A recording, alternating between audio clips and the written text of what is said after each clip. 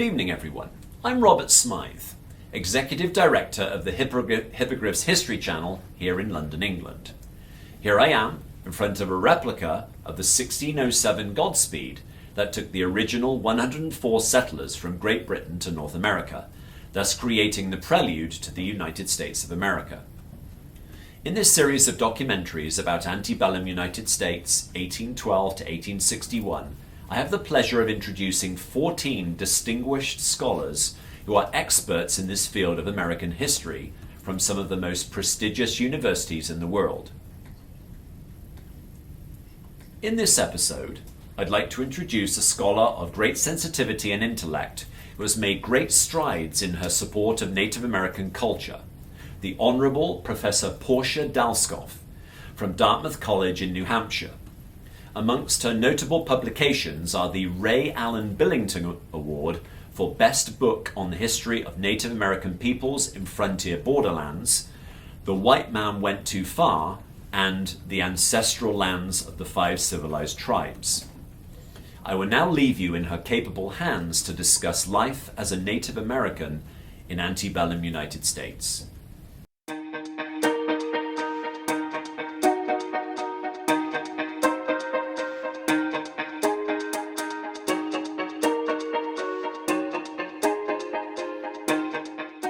Welcome to episode 13 of Antebellum United States History, 1812 to 1861. I am Dr. Portia Dalskoff, Professor of Native American History at Dartmouth University, and today I will discuss life as a Native American during the antebellum period of U.S. history.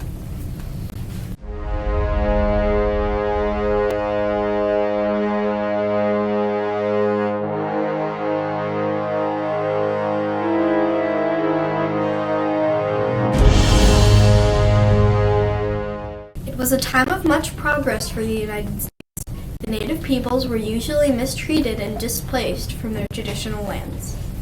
In the previous presentations, we discussed life as a northern factory owner, life as a northern factory worker, life in the rural north, life as a woman and child in the north, life as a new immigrant in the north, life as a Chinese immigrant in the west, life as a southern plantation owner, life as a southern plantation owner's wife and child, life as a skilled slave, life as a house servant, life as a slave driver, and life as a 49er in the California Gold Rush.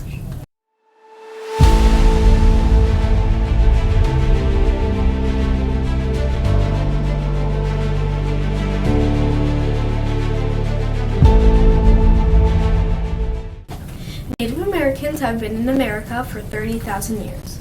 They came from Northeast Asia and traveled over the Bering Strait. There are 3.8 million natives on the continent when early European settlers arrived, and about 600 different tribes. These included the Cherokee, Iroquois, Apache, Navajo, Sioux, Iowa, Miami, Fox, Shawnee, Shoshone, Crow, and many more.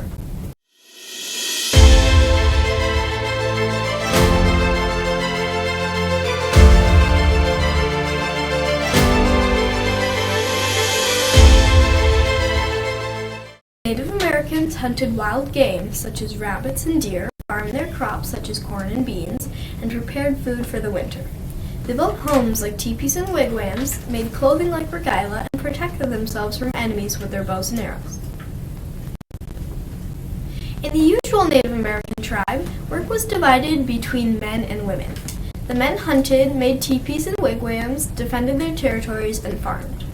The women also farmed and made their homes, but specifically to them, they cooked, sewed, and took care of their young. The children would either be playing or helping their tribes with non-grueling tasks like washing clothing and grinding grain and corn.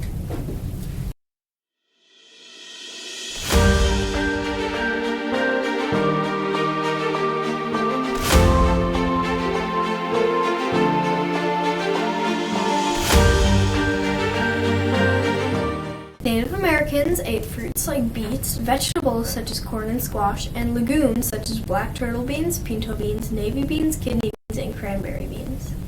They ate meat from deer, rabbits, and birds such as quails and partridges, and used every part of the animal they hunted, from the oils and organs to the meat and skins. They baked fry bread, a comfort food made of water, flour, salt, and more, over the fire. Their farming techniques were similar to European practices, but they thanked their gods before harvesting the crops.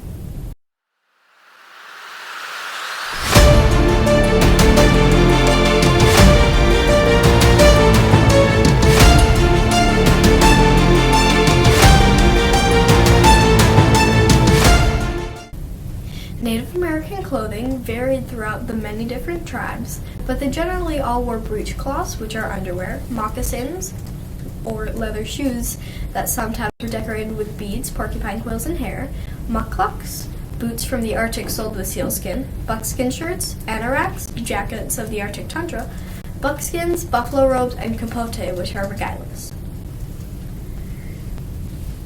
The typical headdress worn by Native Americans is called the roach headdress.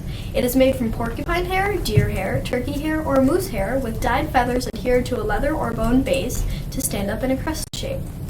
The stereotypical native shirt and dress were generally made from animal skin and beaded and or dyed with special designs and decorations. They could also be embroidered and have feathers, porcupine quills, and various other animal parts incorporated into them. They normally only wore these unique clothes at powwows. There was also a medicine dress and shirt that had tobacco bundles sewn onto them for healing dances and songs.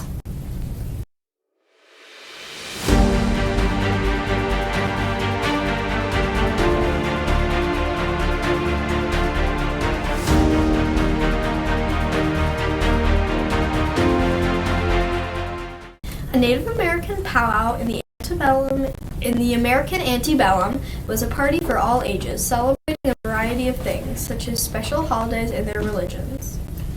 They danced, feasted, and sang around fires out in the open. They wore clothing specially made for the occasion, painted their faces, and wore unique hair pieces, bracelets, necklaces, and anklets. There were generally 4 male dance styles: fancy, grass, prairie chicken, and traditional, and 3 female dance styles: fancy, jingle, and traditional. But styles varied through the North and South. Powwow started as a way for people to come together and celebrate success while hunting or in battle. It provided an opportunity to share traditions and reconnect with their culture and family. Dance played a big part in powwow ceremonies, along with drum music. The word powwow comes from the word medicine man in Nartik, the language spoken by the Algonquin people of Massachusetts, which is similarly pronounced powwow. This name was given to them because some powwows incorporated singing and dancing ceremonies of healing, and the dancers wore special dresses and shirts with tobacco bunches sewn onto them.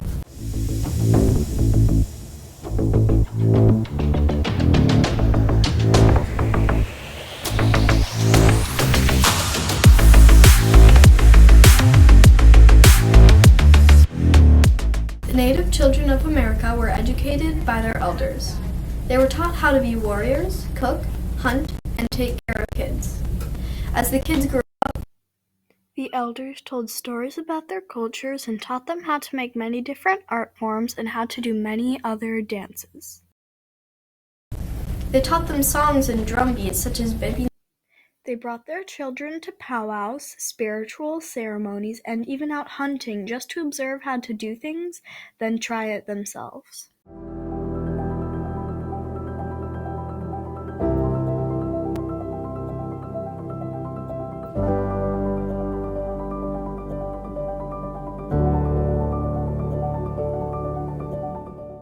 Neighboring Native Americans sometimes attacked each other.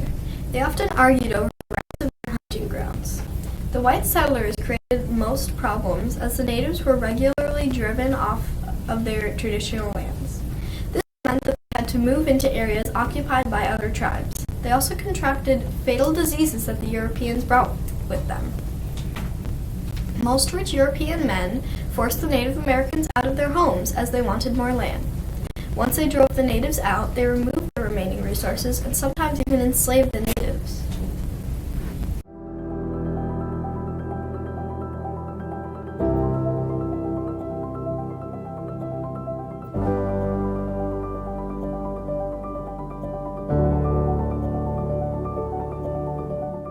Native Americans had to either change to European American culture or move farther west towards the Pacific Ocean. Americans were urged to adopt United States customs, clothing, religions, and farming practices. Some tribes did accept these demands, like the 5 civilized tribes, but most did not.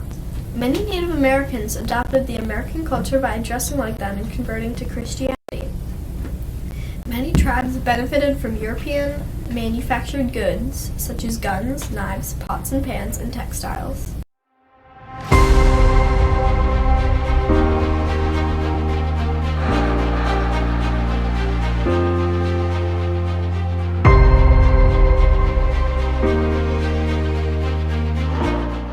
From 1830 to 1850, the United States government, led by President Andrew Jackson, demanded that the natives of the 5 civilized tribes move from their ancestral lands in the southeast to designated areas further west.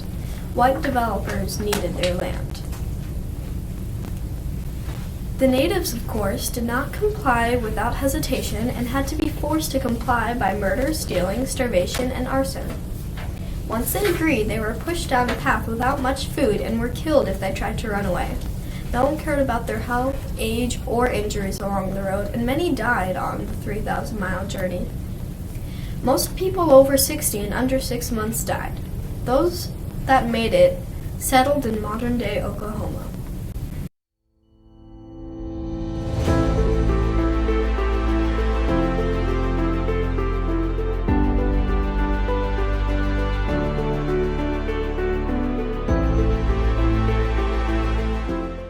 The Dawes Act in 1887 was a turning point in a white man's determination to label civilized tribes. This act created a federal group to deal with making final rules for the 5 civilized tribes: the Cherokee, Chickasaw, Choctaw, Creek, and Seminole. They did not call themselves the 5 civilized tribes, but this name was used by the white man because they changed themselves to live like European settlers. They adopted Christianity, the English language, constitutions, and local governments.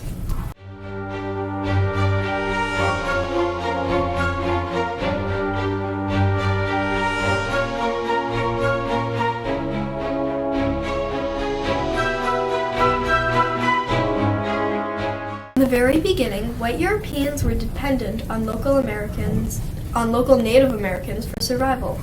The two cultures often lived amongst each other and traded much needed items such as food, textiles, guns, animal skins, and horses. Some Native Americans were brave enough to venture into a white man's land, and some even fell in love with European Americans. Eventually, the natives were forced from their lands as white settlers built farms to produce crops and livestock. Many natives died as a result of diseases such as smallpox, the plague, measles, and scarlet fever. These diseases were often fatal for Native Americans because their immune systems had not built up defenses against them. There was once an actual lottery of random Native American land, never with their consent. The men who won broke into their homes and forced the natives out. They stole the animal skins in the houses and removed anything that they did not want, not giving the home's previous owners anything.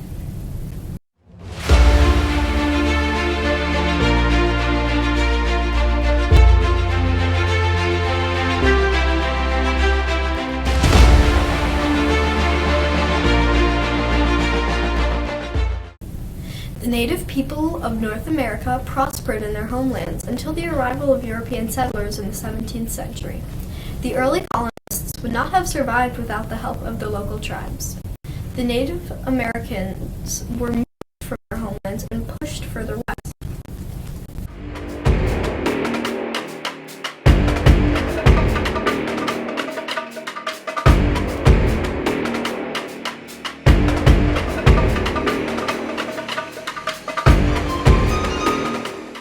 Ended up on reservations where resources were limited. Many of them died as a result of disease and hunger. Life on the reservations was tough. Today, over 9 million Native Americans are living in the U.S. In the early days of U.S. culture, natives were not allowed to keep their customs and traditions. Today, there are reserves for Native people to protect their customs and way of life.